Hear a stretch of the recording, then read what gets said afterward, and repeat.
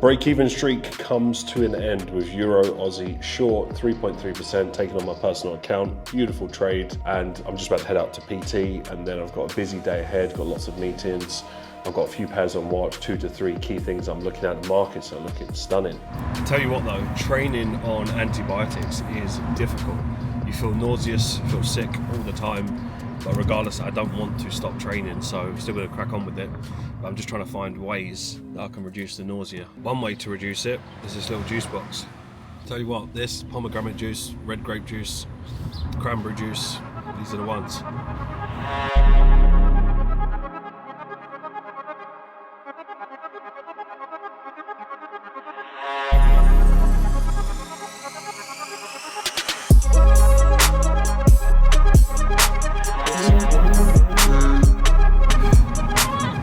Big session, big session, Armageddon.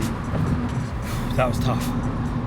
That's what I've definitely noticed on the antibiotics, more fatigue and strength, but again, push through it, won't last forever, and then we crack on. The reason why I love what I do is that I'm able to give people some advice and guidance on things that could take them years to figure out. They can make some silly mistakes. This is why I always say trading is not just about trading, it's about having a holistic approach. You know, I'm much further along in the journey than most people. I'm in the top 1%. I'm in the top 1% for a reason. I didn't land here by accident. I didn't get any handouts. I didn't just get here by chance. I got here from deliberate actions with a formula. So I have the know-how. I know how to navigate through that. So if I can send voice notes, messages to people in the community, save them time, save them headache, then I'm going to do that, because that's important. It's the whole point of being a mentor in the first place. You are closer than you think towards your success, and you probably have the right idea as to what you need to do, but it's not about always having a good idea of knowing what to do. It's more about seeking clarity and reassurance from people that have already done what you want to do, that that is the right thing to do, because you can't be playing with risk just for no reason. Trading week, what trades are you taking this week? Just one on Kiwi card. Well, actually 3 on Kiwi card. First one was a break-even manual close, second one was a loss, and then the third one was 4.7%. I missed this trade that you've got on screen now. Yep. I missed that trade. That would have been risk entry at the top for me on the 5. There has been so many trades this week. Just quickly, this trade was today, wasn't it? Yeah, this was today. So I could have actually taken that because I was up in profit. Yep, yeah, you could afford to take the risk. Slightly higher in risk trade. So for myself, I took the Kiwi CAD loss as well, still went in the desired direction, but I didn't get the re-entry. That would have been a similar sort of a return to yourself. Euro Aussie, this was on my personal account, 3.3, so break-even streak has come to an end. So I took 1 loss and then 2 wins. That's how you kickstart a Friday night. What is the best biscuit that goes with a coffee? Tell me it's not Biscoff. So it's Friday night. I'm doing a bit of a review of my trades for the week, much more active week. I did explain this in Falcon.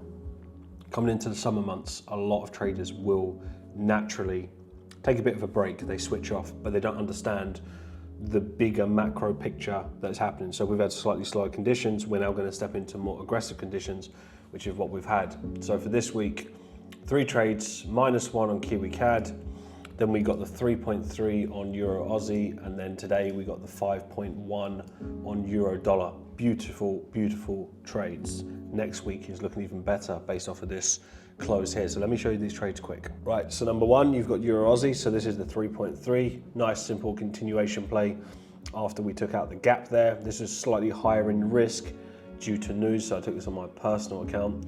Then we've got Kiwi CAD. So Kiwi CAD, I got taken out for the -1 there. There was a re-entry. I decided to stay out of it. It is what it is. Still went in the direction.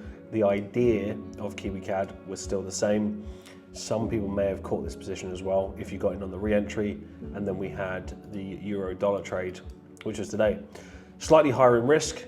Beautiful position, typical momentum play. I've taken tons of these. I've explained so many of these in Falcon over the years. The momentum plays, it does require a bit more skill, but overall beautiful trade, nice 5-1. So finishing on over 7% net for the week, and the break-even streak comes to an end. This is the beautiful thing about it.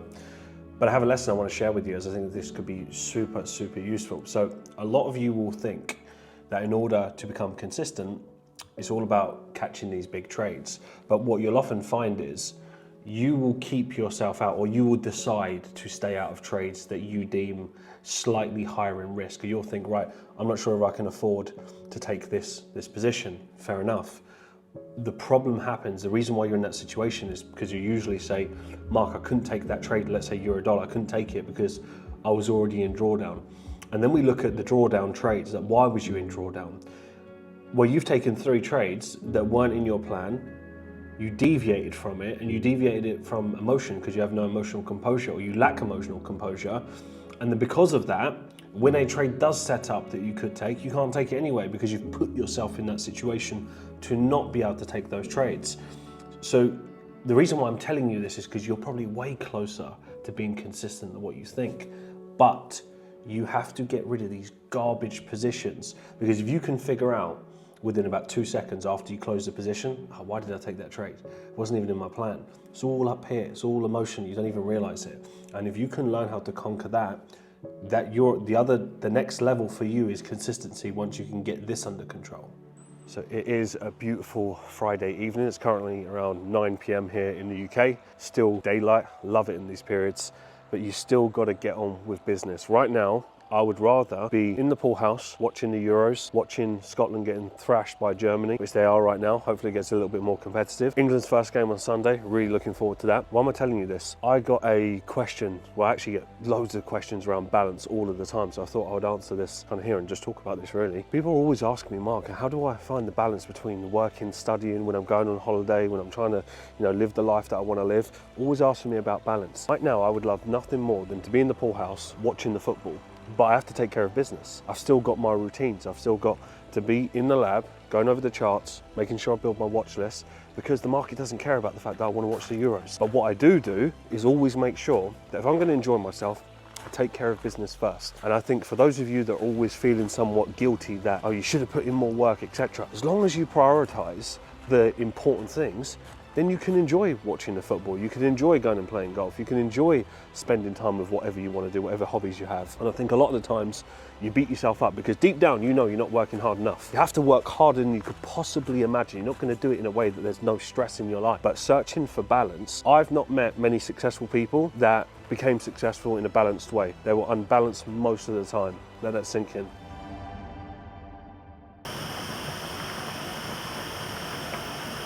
Thought about the shot to Chiesa instead.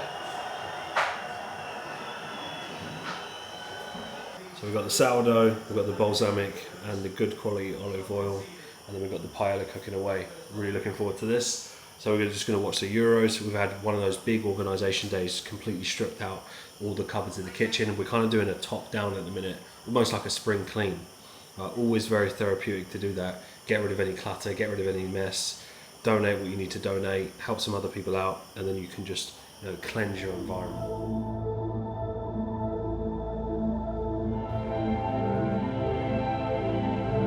Check this thing of beauty out. So Roxanne's dad has just picked up his dream car. For those of you that are into your classics, we've got the AC Cobra. This is so loud.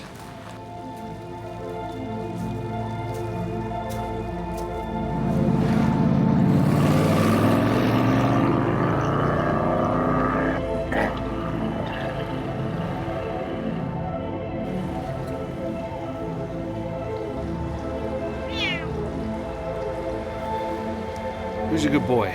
Hey? Good boy. Come on, Trent.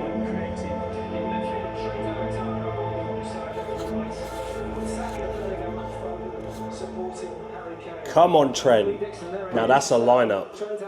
See, Southgate finally has some sense. So we've got a paella cooking, ready for the England game. It's going to be a great Euros. So we've got a paella round 2. England's about to start in about an hour, so this should be done in probably about 30 minutes. Then we're going to sit down, watch the England game, and watch Trent score a free kick or a pinger of some sort, or an assist, because he's the best passer in world football. People are delusional to think that he shouldn't start.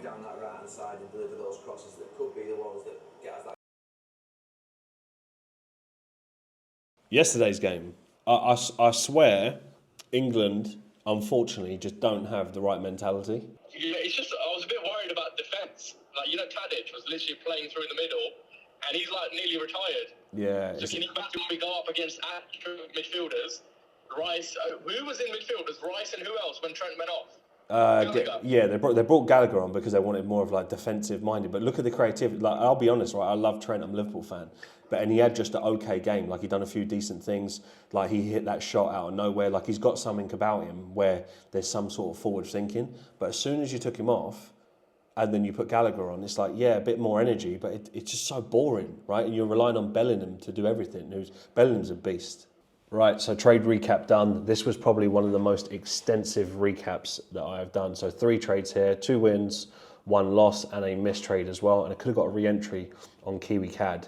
Seriously, the system that we have is so dynamic. People will massively underestimate it. Because of the way we trade, how we position ourselves to understand where the money's coming in, where the volume's coming in, and our specific risk management protocols, we gain an unfair advantage. I truly believe that, and it's reflected in the results that we're getting and the community's getting. So really happy with that, but I'm telling you, this recap alone, this will change the game. So looking forward to this coming out. So myself and Ed, we're just gonna head to the meeting now, grab a coffee. We've got lots of things to talk about, plan, and we've got the meetup next week, we've got the meetup this week. So Friday, Manchester meetup, there's gonna be over 100 people there, one of our biggest meetups, and it's gonna be epic. It's gonna be a bit of a different one, so I'm sure I'll document a few things, I'll show some behind the scenes, and you'll probably see that in the next vlog, but I'm really looking forward to it. There's a lot of success to talk about, a lot of infrastructure to talk about, a lot of things that we've been working on as a team to just discuss in general. From now until the end of the year, exciting times ahead.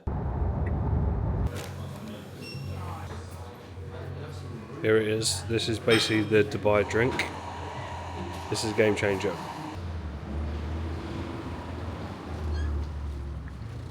Good start to the week, more importantly. And then I'm going to be heading up to Manchester Thursday morning, so I'm going to be leaving early.